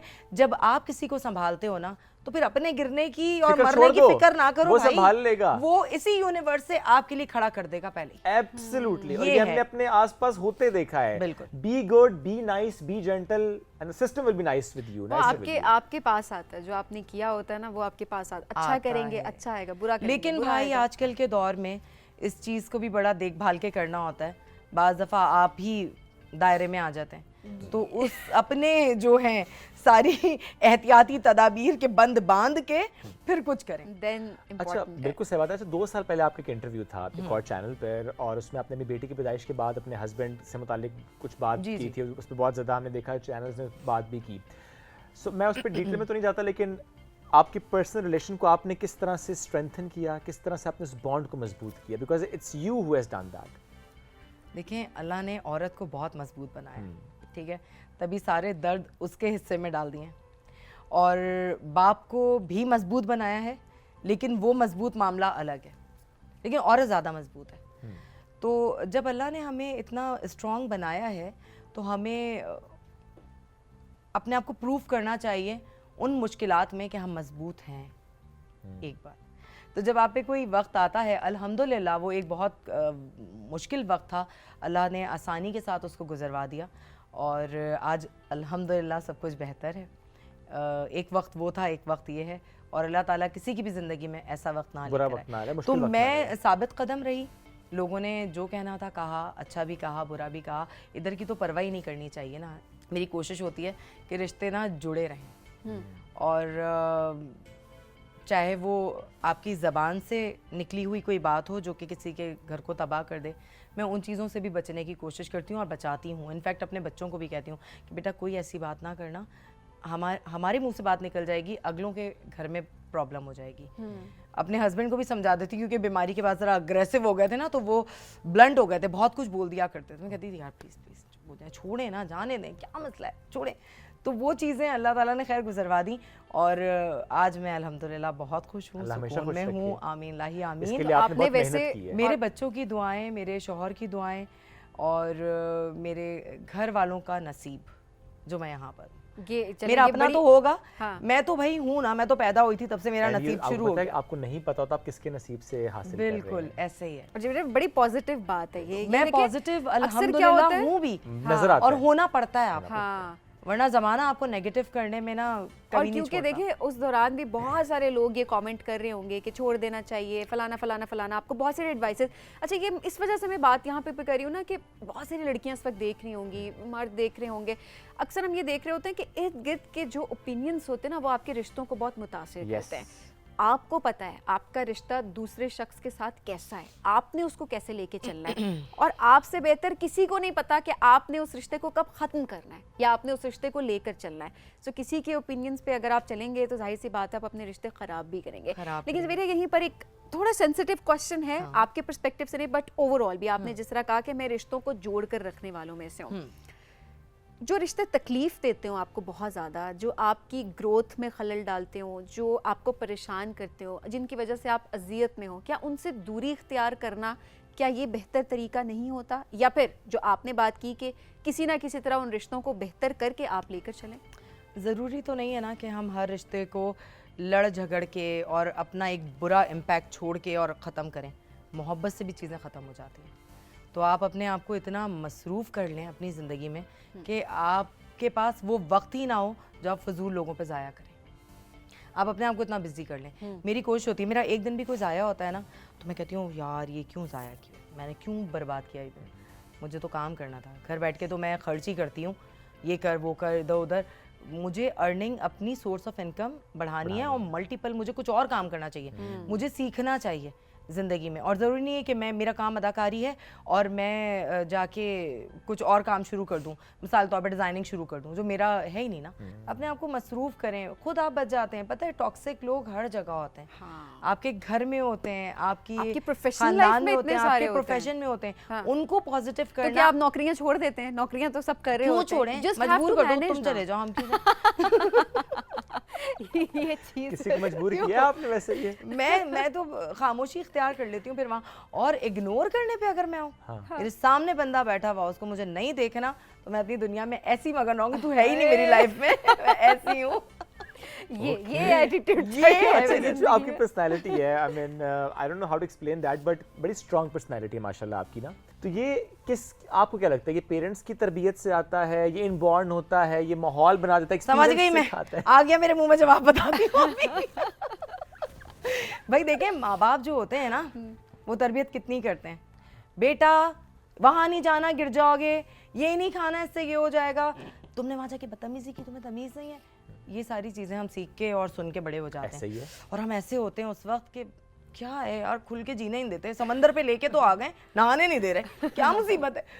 सिखाता हमें ज़माना है। जब हम बाहर निकलते हैं ना, तरबियत असल हमारी आप लोग करते हैं, तरबियत हम आपकी करते हैं, हम सब बस, और अब तक सीख रहे हैं। सही बात है। हालात आपको, अम्मा अब्बा तो बड़े प्यारी तरबियत करते हैं, मुझसे बता दें बेटा ये अच्छा है, ये बुरा है, ये पानी है, इसमें जाओगे तो डूब जाओगे। और यही तो तरबियत है, आपने अच्छा और बुरा बता देना बस, क्योंकि ज़रा उसके बाद वो एक्सपीरियंस करेगा फिर, लेकिन पता होगा अच्छा बुरा, सही रास्ता गलत रास्ता, जब आपने सही बताया वो सही रास्ते पर जाएगा, चल निकलेगा। और आप बस इतना जाने कि लोगों के साथ अच्छा करते रहें, और दूसरों के, अगर आपने कुछ किसी को देख भी लिया है तो ऐसे बन जाए नहीं देखा कुछ, रब आपका पर्दा रखेगा। हर इंसान अच्छाई बुराई गलती सब कुछ करता है ज़िंदगी में, तो आप ना किसी को छेड़छाड़ करें ना आपको कोई छेड़छाड़ करेगा। एब्सोल्युटली ऐसे ये तो बिल्कुल है। कुछ लोग बहुत होते हैं ऐसे आपको पता है अल्लाह मियाँ उनके मुंह पे खुद ब खुद जिप लगा देते हैं क्योंकि आपने जब नहीं रिएक्शन नहीं आ रहा आपकी वो तरफ आपको से थोड़ा सा टीज तो करेंगे, हाँ। लेकिन उनको कंट्रोल करने वाली जो ताकत बैठी है, हाँ। वो अपने आप को क्या समझता और अगर उसने देखिए ना, रस्सी ढीली छोड़ भी दिया तो वो खुद खींच लेगा। अपने लिए जन्नत तैयार करके कदम बढ़ाया ही था, वहीं रूह कब्ज कर ली। तो ये है अल्लाह की पावर और ताकत। तो हमें अपनी जिंदगी में अपना राइटर, डायरेक्टर, प्रोड्यूसर, मैं कहती हूँ अल्लाह ताला को रखना चाहिए, वही सब कुछ करेगा। और मेरा तो वही है भाई। सही बात है, मुझे लगता है हम सबका भरोसा करके अगर हम चले तो चीजें बेहतरी की तरफ जाएंगी। मेरी जिंदगी में कोई रिग्रेट, ये ना किया होता तो बेहतर होता। नहीं, मुझे तो ऐसा कोई रिग्रेट नहीं है, हर चीज को अच्छे से कैरी करके चलना। मैं उनमें से हूँ जो आता जाए उसको बस एंजॉय करो और आगे बढ़ते जाओ। दुनिया बहुत बड़ी है, रिग्रेट तो होना ही नहीं चाहिए ना भाई। वो होते हैं जहनी लोग, फंसे रहते हैं पुराने। अबे भाई जिंदगी में आगे बहुत आगे बढ़ो, छोड़ो माजी को। हाँ, दफा करो। रिजेक्शन फेस किए कभी? क्या चीज? Rejection face. रिजेक्शन, हाँ। मोटी है, आपको तो काम नहीं मिलेगा। रियली? पतले हो गए, उसके बाद सुने 99 kg से मैं 68 पर आई, बड़ी मुश्किलों से। और 40 दिन का मैंने वो किया था, वो 40 डेज प्लान होता है, वो किया था और अच्छा खासा वजन गिराया। उसके बाद मैंने वो कौसर आपा ड्रामा किया, टाइटल पे वो मिल गया, ठीक है, एक किसी चैनल से, वो किया। उसके बाद उस ड्रामे में हुआ ये कि महरीन शाह मेरी बेटी बनी हुई थी। अब वो जो है हम दोनों बहनें लगने लग गई, बड़ी छोटी बहनें। कह रहे तुम्हें तो माँ बनाया था हमने, तुम बहन लग रही हो, अपने वजन को खुदा के लिए रोको। तो मैं वहाँ रुकी और वो भी सर्दियों के दिन थे, दिसंबर थे, हमारी शूट चल रही थी। मैं हलवों की बड़ी शौकीन हूँ। मुझे वो जो होते हैं ना, ये बादाम का हलवा, काजू का हलवा, अखरोट का हलवा, दाल का हलवा, देसी घी और ये चीजें मुझे बड़ी इतना सा खाओ पर नस्ली खाओ। तो मेरा वो वाला हाल है। और कराची में मिलता बहुत अच्छा है। अरे यार, आप मुझे बताते अगर आपको कराची का कोई हलवा शलवा पसंद है, मैं ले आती आपके लिए नेक्स्ट टाइम इंशाल्लाह। तो वो मैंने खूब हलवे वगैरह खाए पिए, खाना वाना दोबारा खाना शुरू कर दिया। वापस जो है वो 79 kg पे आके बैठ गई हूँ, लेकिन शुक्र है उतनी नहीं गई। अभी भी मैं उधर देखती हूँ 99 दूर है, अभी सही हूँ, चल रहा है। ये बड़ी अच्छी बात है कि एक्सेप्टेंस है, वजन कम है, ज़्यादा है। आप पता है क्या कहते हैं भाई, तुम तो माओ के कैरेक्टर कर रही हो तो ना माँ अच्छी है, बस थोड़ा सा कम कर लो अपने आप को। मेरे कोई मैसेज हमारे नाज़रीन को देना चाहती हूँ? क्या मैसेज दूं मैं? बहुत अच्छा प्रोग्राम है, मैं यहाँ पर आई, पहले भी आई थी, यहाँ के लोग बहुत अच्छे हैं। बहुत शुक्रिया, खुश रहिए, आबाद रहिए, अल्लाह आपको और तरक्की दे, इज्जत दे, इसी तरह से आगे बढ़ती चली जाए। और जहाँ बैठे हैं उसके बाद कोई इनको ये ना कहे, बिल्कुल नहीं कहना कि बहुत बोलती है, ऐसी बात कोई नहीं करनी, अच्छी अच्छी बातें करनी है, दोस्तियाँ करती हैं, वो बहुत प्यार बांटती हैं, मोहब्बत बांटती हैं, एक अच्छी पॉजिटिव वाइब जनरेट करती हैं। स्टे ब्लेस्ड, बहुत शुक्रिया वंस अगेन। इसी के साथ आज के प्रोग्राम से हम दोनों को दीजिए, बल्कि हम तीनों को दीजिए इजाजत। दोबारा मुलाकात कल करेंगे। अल्लाह हाफिज़।